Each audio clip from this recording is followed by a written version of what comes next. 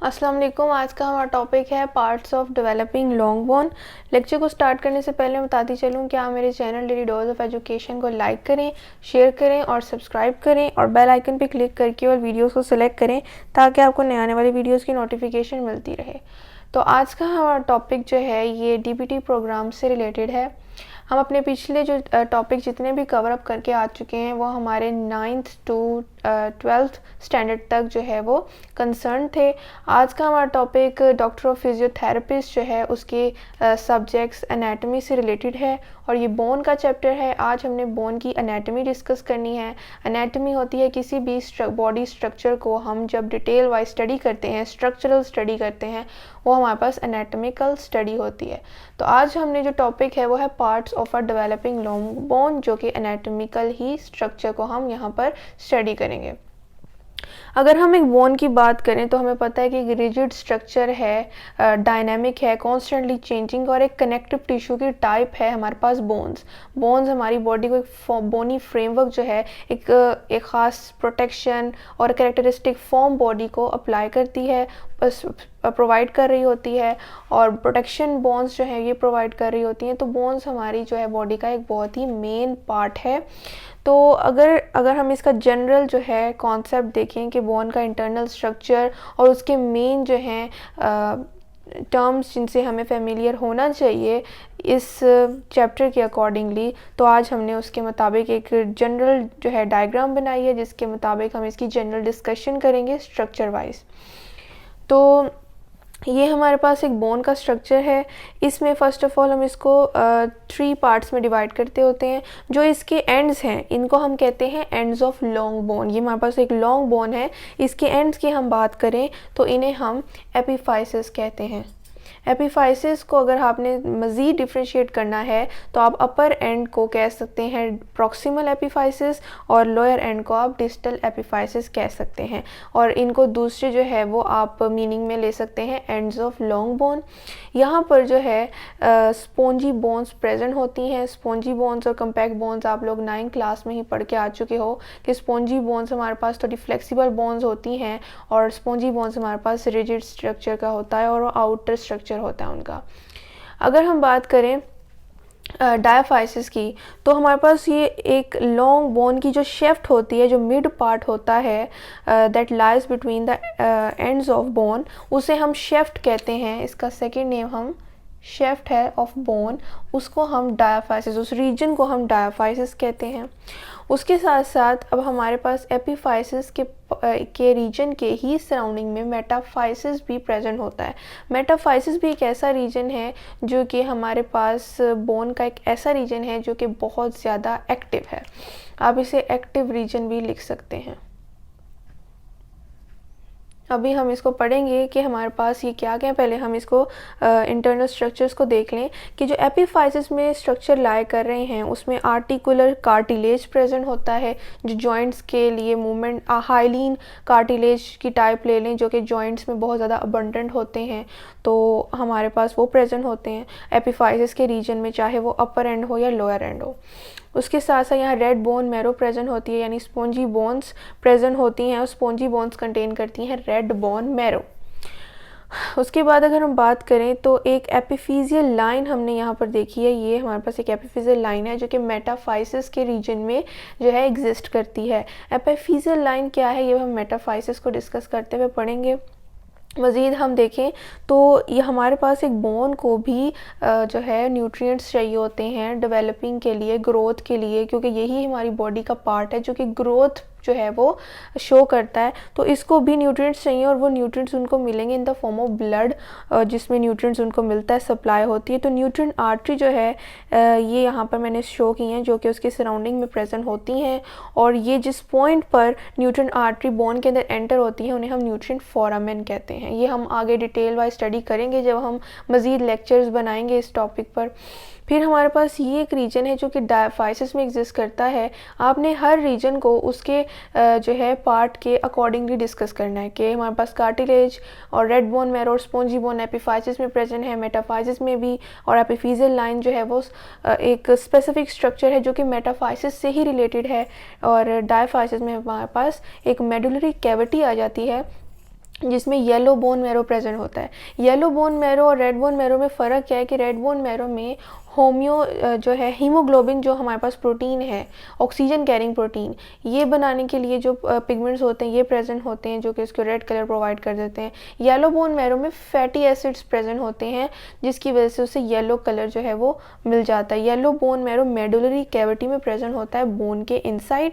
अगर हम बात करें कि इसकी आउटर लेयर जो है वो क्या कहलाती है, तो पेरीओस्टियम हमारे पास बोन की आउटर लेयर होती है, आउटर कवरिंग, और हमारे पास एंडोस्टियम जो है वो इंटरनल, हम उसको बोन की जो है वो पार्ट को कहेंगे एंडोस्टियम, और periosteum is the outer layer of the bone.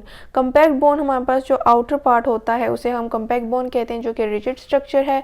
Spongy bone हमारे पास जो है ये फ्लेक्सिबल जो है वो बोन का पार्ट है, बोनी पार्ट।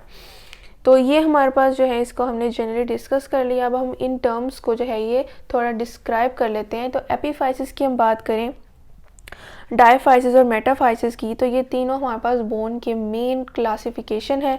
तो डायफाइसिस की अगर हम बात करें तो ये हमारे पास शेफ्ट ऑफ लॉन्ग बोन को रिजेंबल करते हैं, और यहाँ पर सेंटर ऑफ ऑसिफिकेशन जो है ये अपीयर होती है इंट्रायूट्रीन लाइफ के 7th वीक में। अब ये सेंटर ऑफ ऑसिफिकेशन क्या है, आप इस वर्ड पर गौर करें। सेंटर ऑफ ऑसिफिकेशन, ये टर्म आपको पता होनी चाहिए, क्योंकि अब हम इस टर्म को डिस्कस मज़ीद करते रहेंगे। सेंटर ऑफ ऑसिफिकेशन का मतलब होता है वो पॉइंट जहाँ पर कार्टिलेज बोनी टिश्यूज़ में कन्वर्ट या ट्रांसफॉर्म होना शुरू हो जाता है। तो जैसे जैसे वो कार्टिलेज बोन में कन्वर्ट होगा वैसे वैसे ही जो है वो इंडिविजुअल की ग्रोथ होती जाएगी, और एक अडल्ट पर्सन में ज़्यादातर बोन्स जो हैं वो प्रेजेंट होती हैं, कार्टिलेज ओसिफाइड कर जाती हैं।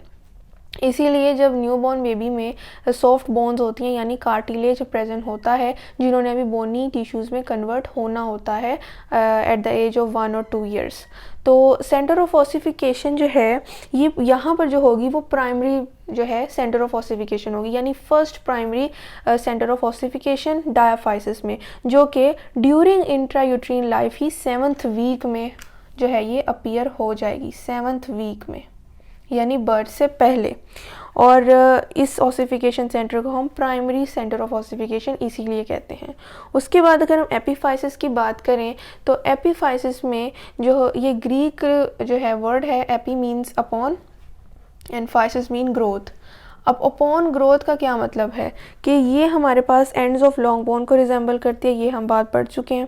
सेंटर ऑफ ऑसिफिकेशन यहाँ पर कार्टिलेज बोन्स में कन्वर्ट होता है आफ्टर बर्थ, और किस एज में जाकर 1 और 2 ईयर्स तक एज जब पहुँच जाती है तब सेंटर जो है वो ऑसिफिकेशन यहाँ स्टार्ट हो जाती है, इसीलिए यहाँ लिखा है अपॉन ग्रोथ। तो यही एक पार्ट है जिसके थ्रू बॉडी में बोन्स लेंथ वाइज इंक्रीज करती हैं आफ्टर बर्थ, और हाइट जो है बॉडी की डिटरमाइन होती है। और अगर हम बात करें तो सेंटर ऑफ ऑसिफिकेशन जो यहाँ हो रही है उसे हम सेकेंडरी सेंटर ऑफ ऑसिफिकेशन कहेंगे, जो आफ्टर बर्थ या आफ्टर इंट्रायूट्रीन लाइफ होता है। और यहाँ पर जब ग्रोथ होगी तो वो except the lower end of femur होगी। फीमर हमें पता है कि एक हमारे पास लोअर अपेंडेज का एक अपर पार्ट है, उसके लोअर एंड के अलावा हमने देखना है कि ग्रोथ हो रही होगी एपीफाइसिस में। वो क्यों? क्योंकि हमारे पास जो लोअर एंड है फीमर का, वहाँ पर जो सेकेंडरी सेंटर ऑफ ऑसिफिकेशन है वो 9th मंथ में होती है ऑफ इंट्रायूट्रीन लाइफ, तो इसलिए हम उसको रिलेट नहीं करते। फिर हम बात करें मेटाफाइसिस की, जो कि एक एक्टिव रीजन है। मेटाफाइसिस हमारे पास एक हाईली जो है वस्कुलर और रिस्पॉन्सिबल है ग्रोथ के लिए, ग्रोथ इन लेंथ, क्योंकि ये काफ़ी एक्टिव पार्ट है, ग्रोइंग पार्ट है हमारे बोन का, जिसने ग्रोथ शो करनी है, हाइट शो करनी है, बोन को लेंथ वाइज इंक्रीज़ करना है, तो इसे हम एक्टिव रीजन कहेंगे। और इसके लिए यहाँ पर ब्लड की जो सप्लाई होती है वो सबसे ज़्यादा हाई होती है, और ये वस्कुलर होता है highly as compare to other parts of the bone. फिर हम बात करें एपिफिजियल लाइन की, तो एपिफिजियल लाइन पहले एपिफिजियल कार्टिलेज होता है, जो कि बाद में रिप्लेस हो जाता है बाय एपिफिजियल लाइन। हाउ? यहाँ पर कार्टिलेजिनियस टिश्यू होता है, उसकी प्लेट होती है आफ्टर बर्थ जो है वो उस केस में बात कर रही हूँ कि तब वहाँ पर एपिफिजियल टिश्यू होता है, प्लेट होती है एपिफाइसिस और डायफाइसिस के मिड में, मेटाफाइसिस के रीजन में। लेकिन जब ग्रोथ कंप्लीट हो जाती है और एक डेवलप्ड लॉन्ग बोन बन जाती है एक डेवलप्ड इंडिविजुअल में, एक अडल्ट बोन में, तो वहाँ पर हमारा जो एपिफिजियल कार्टिलेज था वो आहिस्ता आहिस्ता ओसिफाइड हो रहा था और बोन्स में कन्वर्ट हो रहा था, बोन्स की लेंथ में उसको जो है वो कन्वर्ट कर रहा था। और एंड में जो पार्ट बचता है वो एपिफिजियल लाइन कहलाता है, जो इस तरह का स्ट्रक्चर होता है जो after the completion of growth हमें एक अडल्ट बोन में ही ये स्ट्रक्चर शो हो रहा होता है। उससे पहले एपिफिजियल कार्टिलेज होता है जो कि ओसिफाइड होकर ये स्ट्रक्चर देता है। और जो हमारी कंप्लीशन ऑफ ग्रोथ है लॉन्ग बोन्स की वो अकर होती है at the age of 17 to 18 years. तो ये आपने याद रखना है, इस रेंज में कंप्लीशन ऑफ ग्रोथ अकर होती है। तो ये था आज का हमारा टॉपिक जिसमें हमने parts of long developing bone को, जो कि अडल्ट बोन है, उसको डिस्कस किया। जनरल एनाटॉमिकल स्ट्रक्चर था बोन का। आई होप आपको आज के लेक्चर की समझ आई होगी। अगर कोई क्वेश्चन हो तो आप कमेंट में ज़रूर पूछें। मैं फिर बताती चलूँ कि आप मेरे channel daily dose of education को लाइक करें, शेयर करें और सब्सक्राइब करें और बेल आइकन पर क्लिक करके और वीडियोज़ को सिलेक्ट करें ताकि आपको नए आने वाली वीडियोज़ की नोटिफिकेशन मिलती रहे। शुक्रिया। अल्लाह हाफ़िज़।